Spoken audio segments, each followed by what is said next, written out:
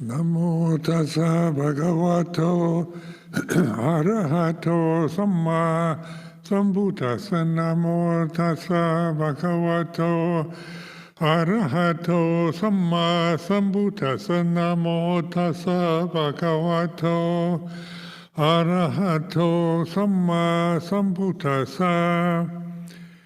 Aparutade sangamatasa tawaraye soravantaba munjantu satang.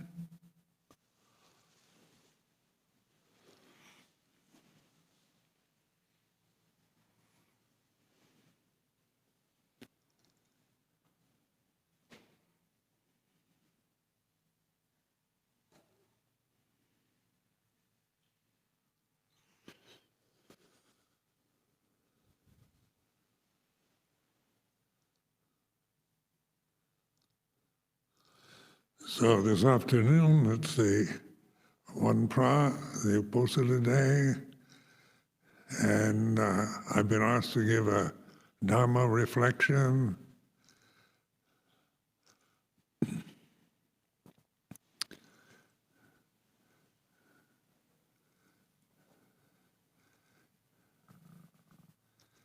So the words that we use in English, translated from the Pali language or Thai language into English in this tradition.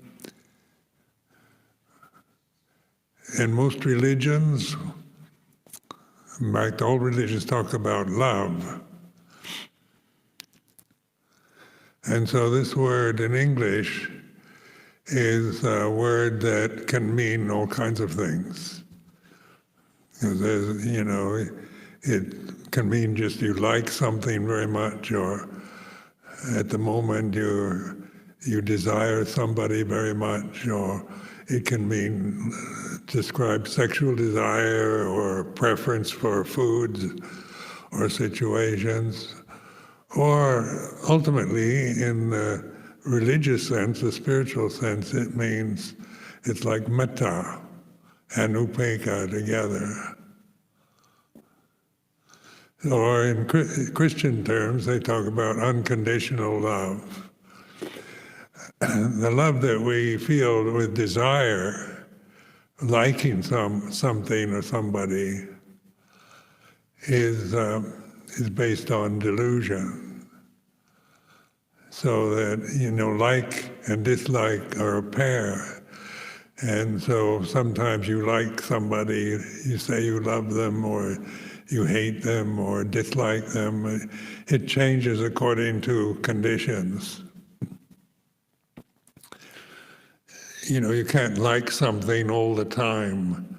It changes when the conditions change, then we dislike what we liked before.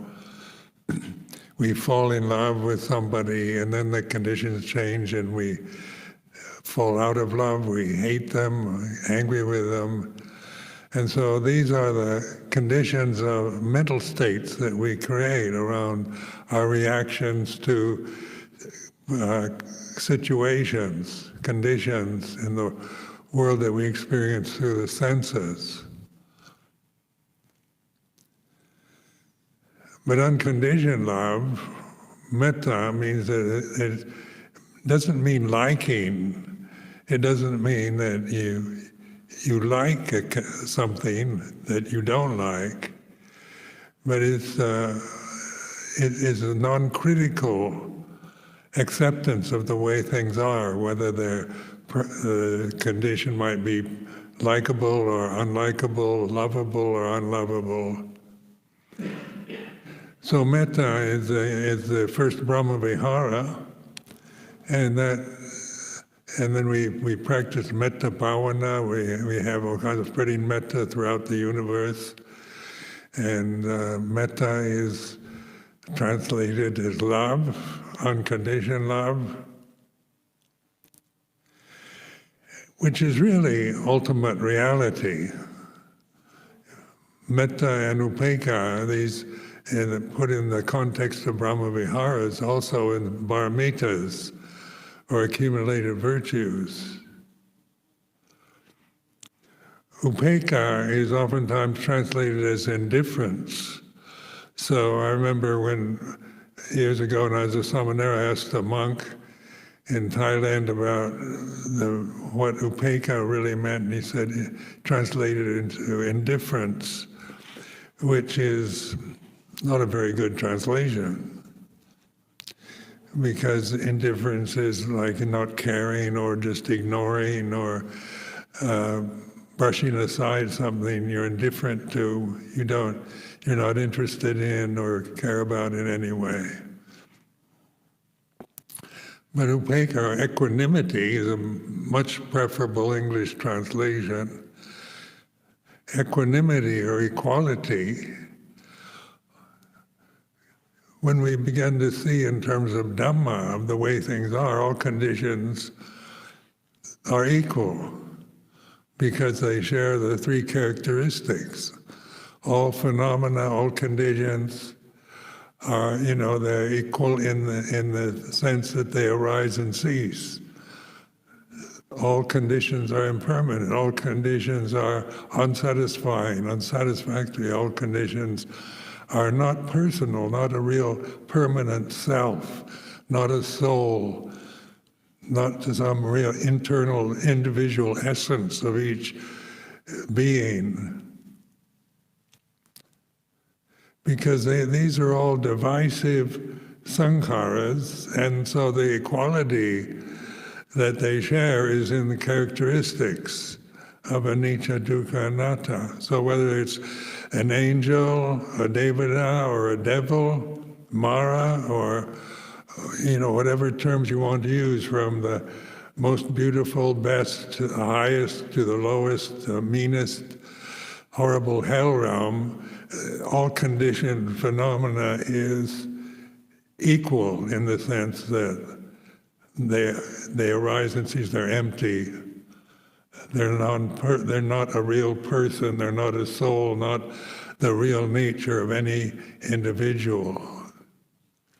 They arise and cease in our minds according to conditions. So when we're praised, when we get acknowledged or we're successful, then we feel a certain joy, happiness. That is not equanimous. It's not indifferent, but it arises, that joy of being praised and appreciated, loved and respected is like this.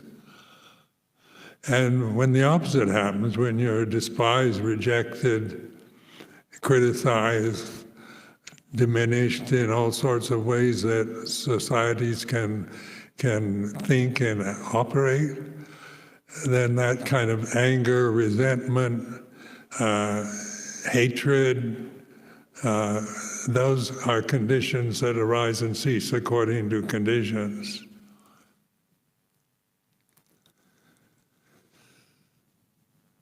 So in metta, it's translated usually as loving kindness. Conditions are the way they are. You can't just choose conditions and hold on to what you like and discard and reject what you don't like. But what you can do is be aware of this reality. All conditions are impermanent and not self.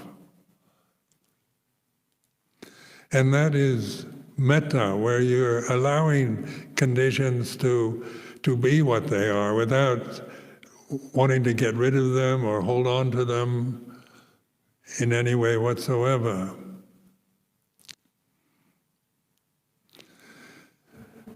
So metta isn't about desire. It's not like bhavadana. We're not trying, to be people with a lot of metta. Trying to become someone that's full of metta, because that's still, coming from the sense of I've got to conquer my aversion and ignorance and become a monk or a nun with metta for all sentient beings. That's an ideal. And you can create an ideal out of that, of being able to be an individual person, an individual monk or an individual nun that is just filled with metta all the time, filled with loving kindness for all sentient beings. But that's an ideal that we create in the mind. So how many reflections have I offered over the past few months just on the limitation of ideals? Not that there's anything wrong with ideals, they are ideal, they're the best. But also the best has its opposite as the in the English word, the worst. So where metta doesn't have an opposite, it's not about not having metta or having metta. Metta is natural. It's Dhamma. It's reality. And it's what we begin to awaken to when we let go of desire. So you can't, as much as we would like to become an ideal person, an ideal samana, an ideal citizen, an ideal bhikkhu, an ideal siladhara, as much as that operates in an ideal that we grasp, then it's going to be disappointing because you're still operating from the personal, from the self-view, from the atta, the self-view of trying to become something that you imagine at its very best. And we can, at moments, feel metta or unconditional love for all sentient beings in moments of silence and success and acceptance, when everything is pleasant and wonderful for us. That's a peak moment. Because conditions do have their peak moments. They arise, they reach a peak, and then they decrease, they disappear. They disappear into what? Where do conditions arise from, and where do they cease? What do they cease into? Ask yourself this question: where does hatred come from? Where does it? Is it some kind of energy in the universe we imagine, some kind of evil force, the axis of evil, the devil operating in society to delude us and corrupt us with evil thoughts and evil actions? That's another image we create of some evil force in society that we've got to be constantly on the lookout for, to try to avoid or destroy in some way or another. So all this is, the term conceptual proliferation, this way we proliferate with our thoughts and our ideas and our views. So we can imagine anything, an evil force that's going to overtake the whole planetary system. Science fiction oftentimes has these projections of the future as taken over by unseen forces of evil in the universe, and these are images, imaginations made up by human beings. And we can grasp these images and feel very threatened and become quite paranoid, quite suspicious of everything around us. Just like the COVID pandemic, when we think of, going outside the monastery, or who comes in the monastery might be infected with COVID-19, and you go outside the monastery, you might contract some kind of evil disease and bring it back into the community. So when we dwell on these kind of thoughts, Not that these are anything wrong with this, but when we live in a realm of our own conceptions and beliefs, then it can change into fear and paranoia, resentment, and where we feel that we're totally incapable of loving kindness or metta. So how many of you have feel you failed in terms of metta as an ideal? Because on a personal level, it changes according to conditions. So in Pali, you have this word, itabajyata, which means things are dependent on conditions. All conditions arise and cease from the unconditioned. The conditions change, but the unconditioned doesn't change. It's immutable, perfect. Dhamma. You can see it as unconditioned love. We take our refuge not in some idealized view of just liking all conditions equally as a self, as an individual personality, because we can't do that. That's impossible. But we can take refuge in Dhamma. And Dhamma, in this sense, this word, this Pali word, is also meaning ultimate reality, perfection,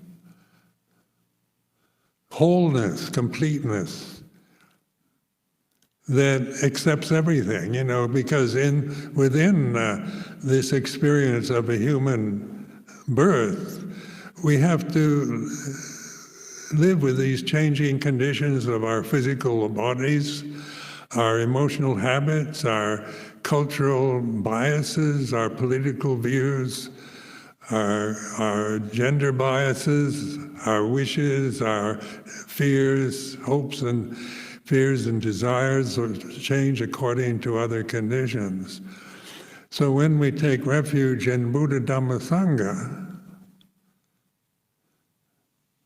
like this morning, Ajahn Emerald was giving the Anagarika's the 8 precepts. And I always like to listen to Bhutang Saranang Gacchami, Dhammang Saranang Gacchami, Sanghang Saranang Gacchami, because that to me is just a beautiful thing to say and to reflect on. Is it just a ceremonial part of this Thai tradition? Is it just an empty phenomenon that we just repeat over and over according to Uposatha days and people requesting precepts and refuges? And we can just see it in terms of traditional form, which it is a traditional form. But in what I'm suggesting and encouraging is a real investigation of what Buddha, Dhamma, Sangha really is in a practical sense.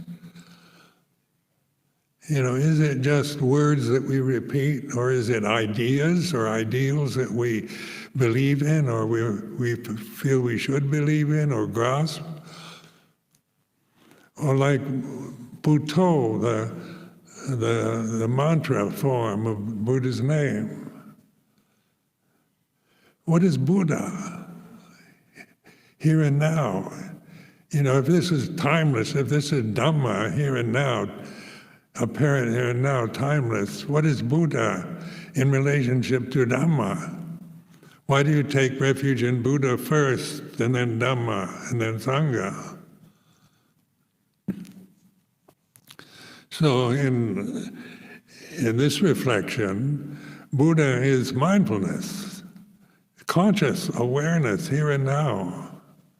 This is what you take refuge in. Because it is a refuge. It's perfect here and now. It doesn't change. It's not dependent upon conditions of being liked or disliked, praised or criticized. Because just notice in your own life, when you're praised, you know what you're feeling. You like that. Liking is like this. When you're criticized, admonished, or rejected or despised, you feel like this. That's awareness, that's consciousness aware of feeling according to the conditions that you're experiencing in the moment.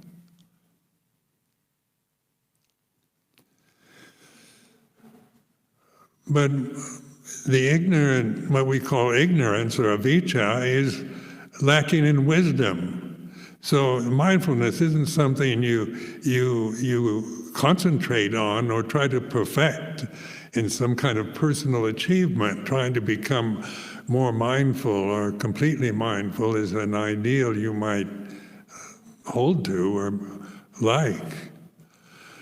But consciousness is here and now all the time. It's not something that depends on being praised or rejected or concentrating on objects or conditions that you're particularly involved in at the time.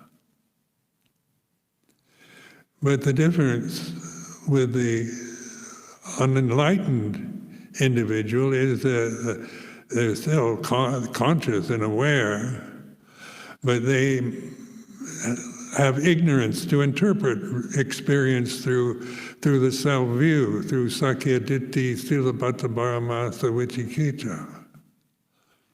So everything becomes personal and liking or approving or disapproving, disliking, because that's the way the human mind operates. Just the languages that we use, that we think in, that we hold to, are based on this dualistic system. You think of heaven, hell, angels, devils, God, Satan. Even the English word God has to have an opposite in Christian terms. Satan, some kind of devil. God is good, Satan is bad. These are dualistic terms. If you have best, you've got to have worst. Right and wrong, good and bad.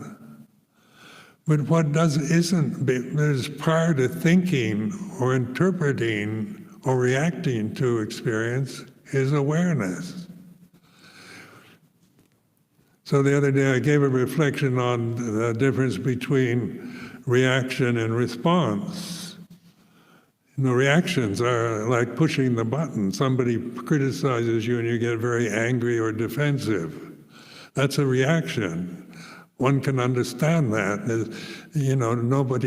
We don't like to be criticized. Sometimes we're criticized justly, fairly. Sometimes it's totally wrong, at just malice and aversion. We don't like, we can say, well, I appreciate criticisms, which is a response rather than a reaction. A response is not just reacting to the immediate situation, but reflecting.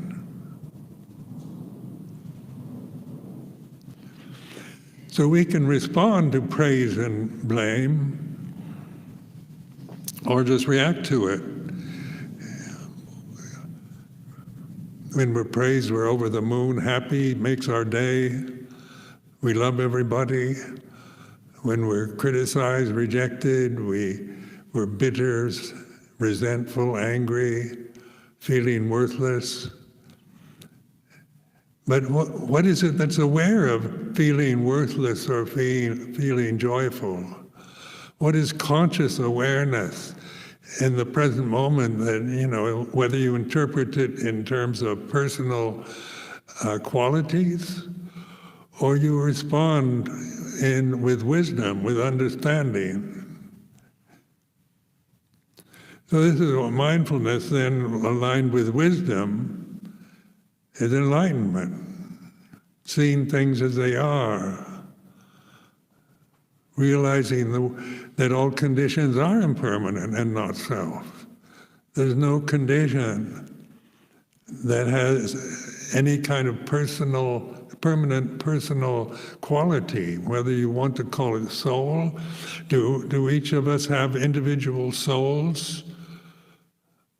You can believe that my soul is very different from your soul, which When we talk about soul, it's usually about feeling. So the feelings can be different, because the conditions are like our appearance. Each person, no matter how conforming we are in terms of what we're saying, what we're wearing, how much conformity can you achieve? Because we're still, on the condition level, very different. And that's just natural. The conditions, phenomena are. They're supposed to be that way. Earth, fire, water, and air, they change according to other conditions. They're always dependent upon other conditions. And so when we take refuge in our views and opinions about ourselves, about other people, about the world around us, the society we live in, when we grasp these views, then we're in conflict with those that don't agree with us, because views can be seen from different perspectives. The world, how we see the world, isn't going to be the same for each one of us. So my view of the world, my personal view of the world, and your personal view of the world can be totally opposite. But in terms of unconditional love or metta, views are views, whether they're, my views or your views. Views are sankharas. They arise and cease. The world that we project through our consciousness, that manifests through consciousness, the world that we create, that we believe in, is not going to be the same for everybody, even in the Sangha.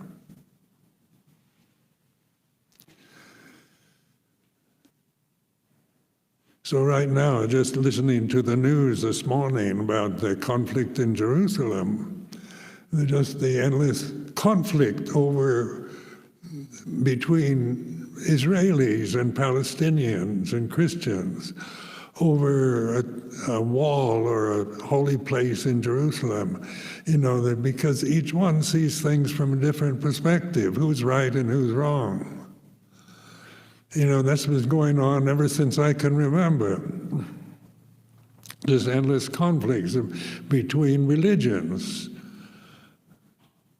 Islam sees things in a certain way. You're conditioned with Islamic cultural, religious conditioning. You see the world through those conditions. So you can't expect them to see the world through Israeli perceptions. And the same for us all. We each see the world, we create our own worlds to live in, whether it's Amaravati or a place in, holy site in Jerusalem.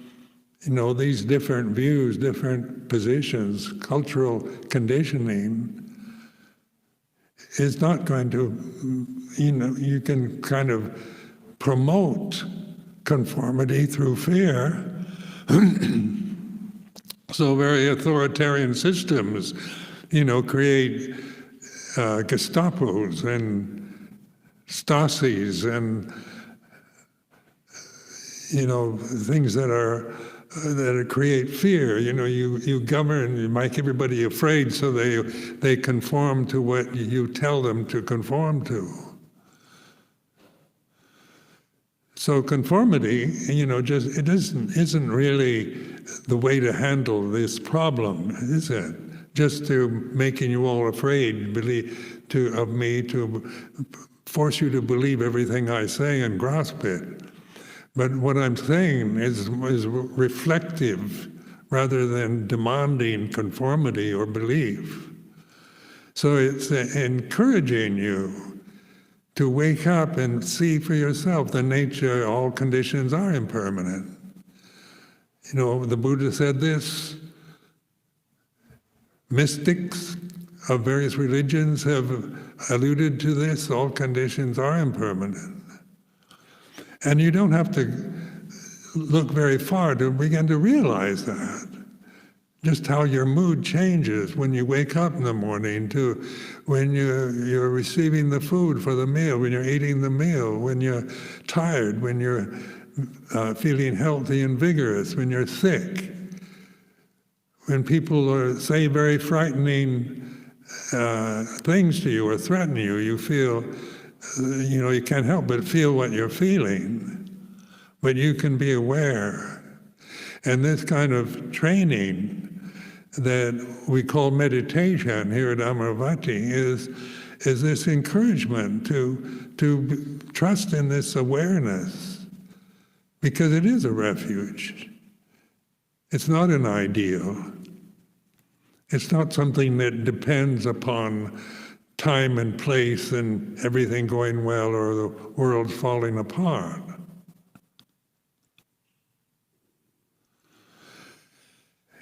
So trusting in awareness and wisdom, can individuals be wise?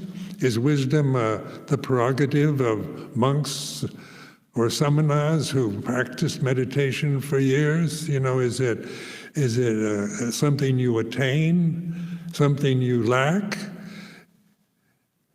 We can see, we can condemn somebody else, criticize someone else about how they're lacking in wisdom. Or we see somebody else as being very wise. What do we mean by that? And what's our relationship to wisdom? How do you feel about yourself as being wise? Do you understand what wisdom is?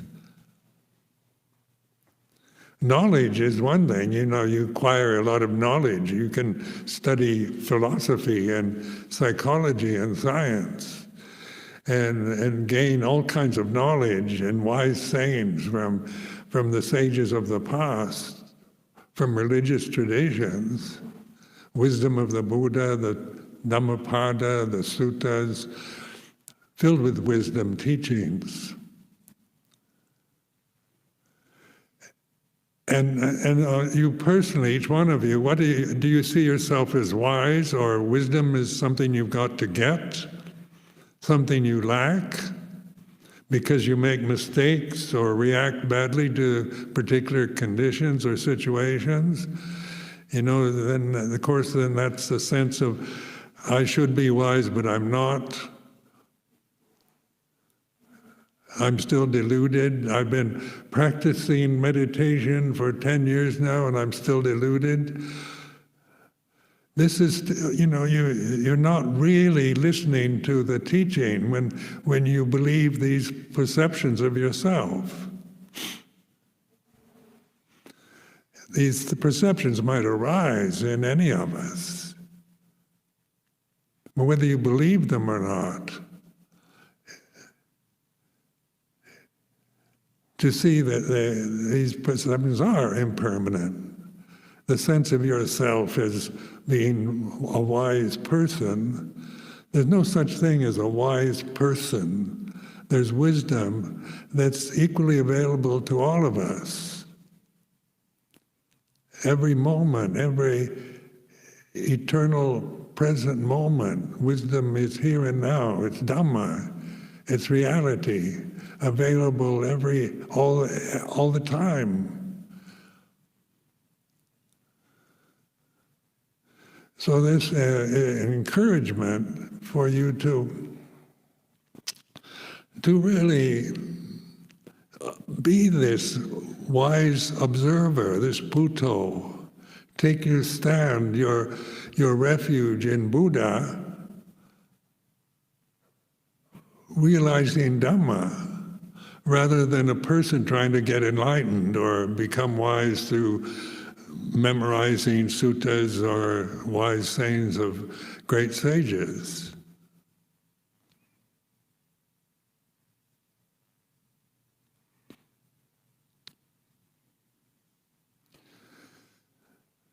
When you try to think about what I was saying, you get confused because you're still trying to figure it out, rather than this sense of relaxed openness in which the thinking habit can cease.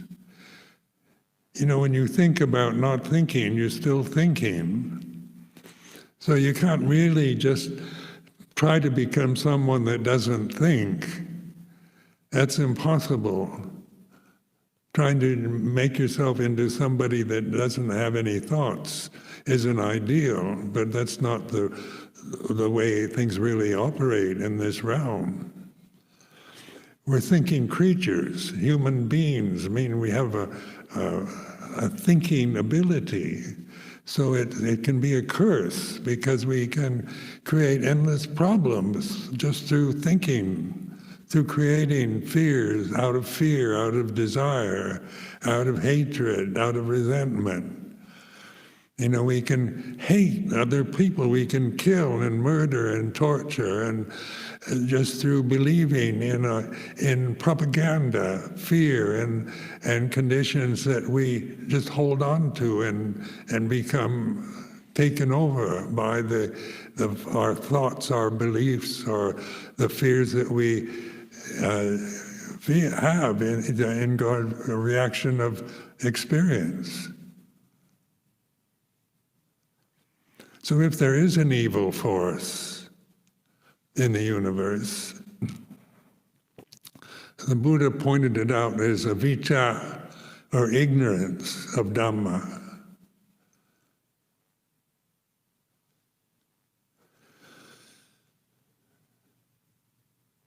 So ignorance in this sense is not knowing the reality of here and now, timeless. The eternal present moment is all we ever are. No matter what you've done in the past, or what you think you are, or what you want to become as some ideal in the future,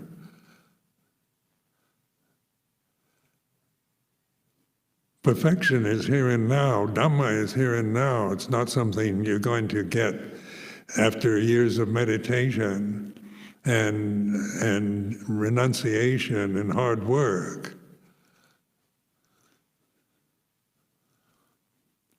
So when we try to perfect ourselves as individuals, we're bound to, we might become better personalities or more disciplined or more accepting of conditions, but if seen always from the personal sense of trying to attain and control and get rid of and resist, we're caught in the trap of samsara. That's what samsara really means. The endless cycles of habit that we bind ourselves to through this ignorant idea that I am a separate individual in a universe out there. The universe is out there. It's the sun. What would happen if the sun suddenly went out, disappeared? We'd all be dead, wouldn't we? We're totally dependent upon the sun. The moon, the stars, where these forms are very dependent upon other conditions. So when we look to the universe out there, with a lot of interest now in science, modern science, in going to Mars and exploring the universe that we perceive through our senses. So we're worried about the Earth becoming uninhabitable, so we're looking to Mars.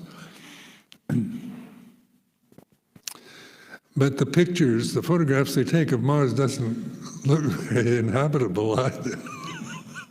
It looks much worse than anything on the Earth.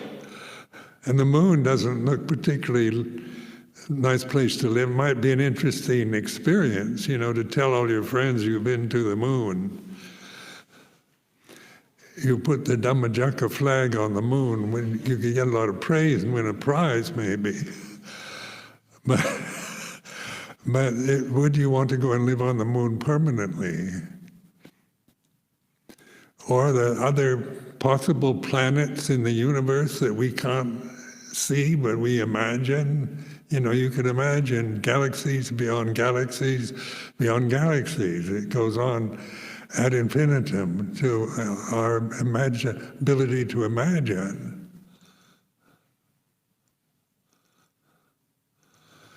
But what is the reality of here and now? The deathless reality is consciousness here and now. So it's not something that you're going to find at the end of the universal system with all its multitude of galaxies, but awaken here and now, at this very present reality.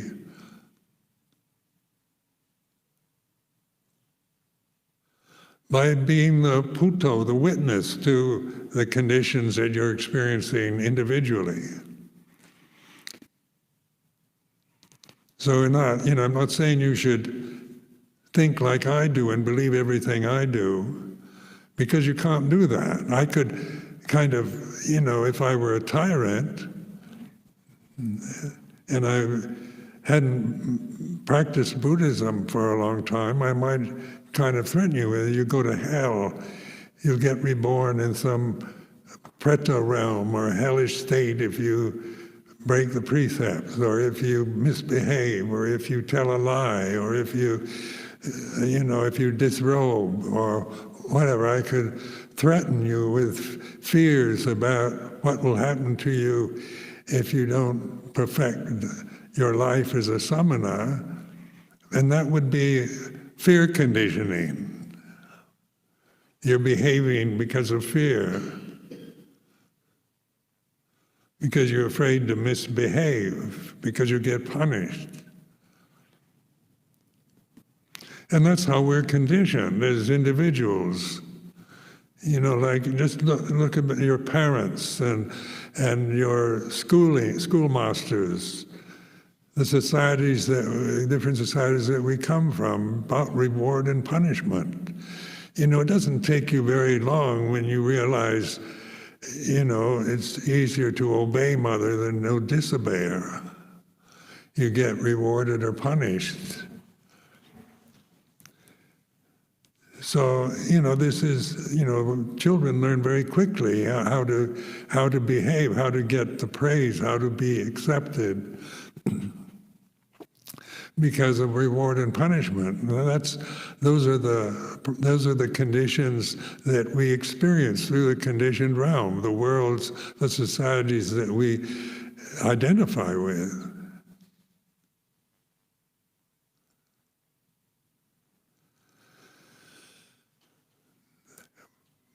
But can religion be just a form of fear conditioning? If you don't believe in God, you go to hell, and that's a threat, isn't it? And this you can know if you've been brought up to believe in God, then the idea of people that are like atheists used to be persecuted, heretics. People that didn't agree with the establishment, with the status quo, were persecuted because they were disrupting the society that we depend on in believing what we're told, in being conditioned by the realities of our family life, our society, our class identity, racial identity. These are all conditioned into us. But consciousness is not conditioned into us.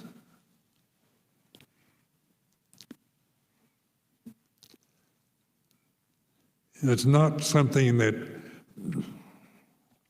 is culturally definable or describable. But you know you're conscious. Right now, you know your consciousness is like this. But then you try to think about it, you become confused. What is it exactly like this? What is like this? I don't quite understand. I'm conscious, yes, but what is it?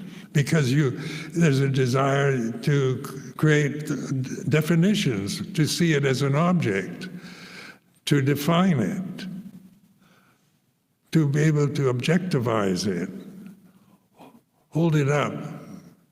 So consciousness is, what we believe in, or is it our thought process? Is it dependent upon our eyes, ears, nose, tongue, body, brain?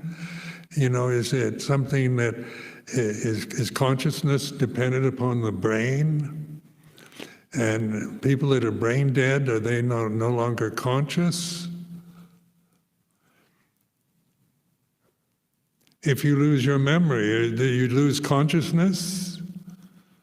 As you get old, your memory's not so good. So you have what they euphemistically call senior moments, where you can't remember what you're supposed to. So this is still conscious, even in forgetting, even in not remembering. Consciousness isn't dependent upon the senses. The senses are dependent upon consciousness. They arise and cease in consciousness. So consciousness, when you let go of the word consciousness, it resolves itself in the word Dhamma, the reality here and now. So whether you want to use the word consciousness or let go of it, you have to let go of the word Dhamma, because awaken here and now is not a word. Dhamma is merely a symbol for the reality of now.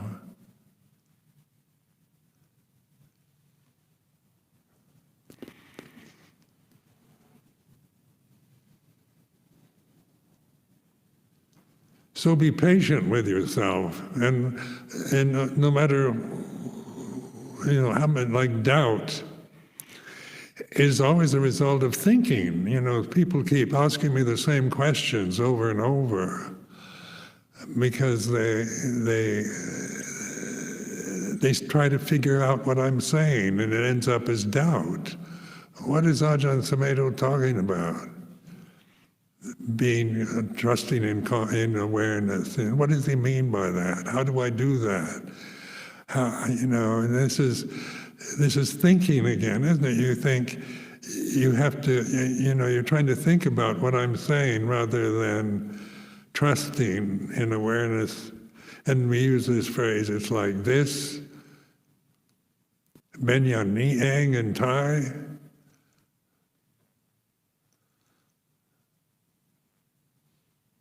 It's not those words either, but it's just a skillful way of thinking. If you're going to think, right now the feeling that you're experiencing is like this. I'm not trying to describe the feeling of any individual or what I'm feeling,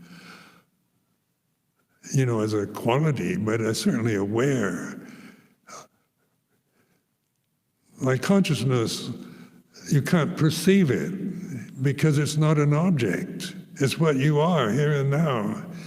So you're never absent in consciousness. Consciousness is not personal, doesn't arise and cease dependent upon senses. Or Dhamma is not personal.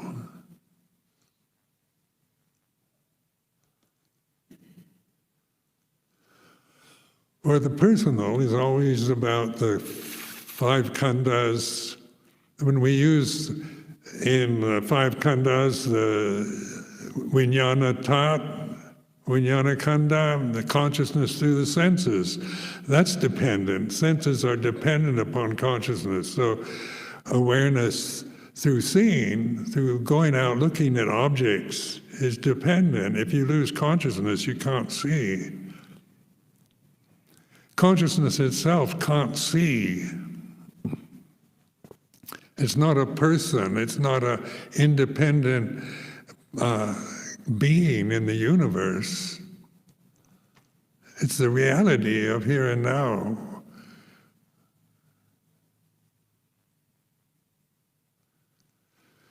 So when I say the door to the deathless is open, aparuta de sangha matasa tawara,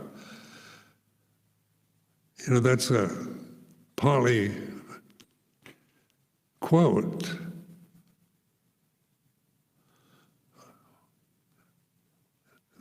Now that's very, so trust that. It's awareness here and now. Whatever you're thinking, feeling, doubting, worrying about, trying to figure out, if you're totally caught in doubt and trying to understand what I'm saying, you're aware of that. That's why you ask questions.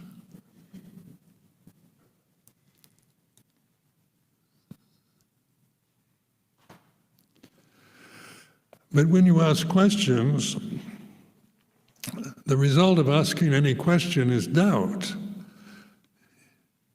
What do you mean by trusting in awareness? And if you're aware, there's no answer to that question. But there's doubt. And it's not knowing. It is empty, it's silent. You begin to awaken to the silence where all the conditions arise and cease. So it's not something that arises and ceases through the senses. So when we talk about in the five khandhas, vijnana khandha, it's about sensory awareness through senses. So that's always of objects. Aware of those flowers, aware of the siladars, aware of the monks. So you're looking, you're sending, consciousness through the eyes, or sounds, smells, taste, touch, conditions that change are in this constant, relentless, inexorable changing condition. But what doesn't change is awareness, mindfulness, consciousness, or Dhamma.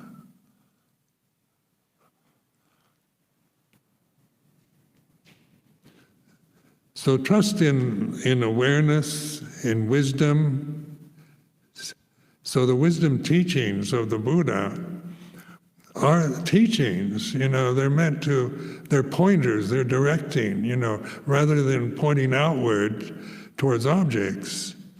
Like vipassana, insight meditation is about, it's looking inward, opanayaka Dhamma. You're not seeking Dhamma or enlightenment through seeing, hearing, smelling, tasting, touching, thinking, feeling. Where you go out through the senses, you're dependent upon the senses, but on awareness here and now, it's like this.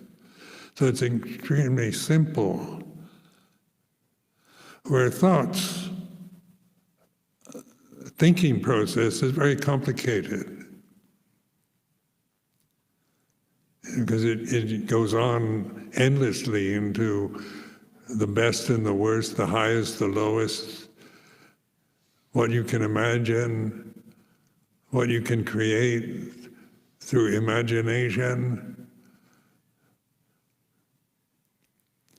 And so when we try to figure out Dhamma with the intellect, the Bhariyati Dhamma is not about giving us the answers by memorizing Pali scriptures,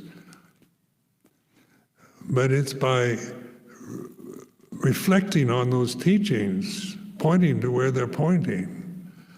And it's always here and now. Right now, you're always here, wherever place your body happens to be in. The time is always now. So there's no place to go, no time to wait for the right time to get enlightened, but to be the awareness itself. And that is a relaxed openness. The reality of here and now is open. It's not focused on an object.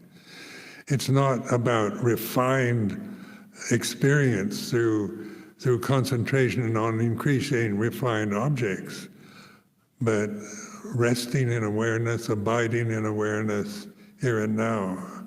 So I offer this as a reflection.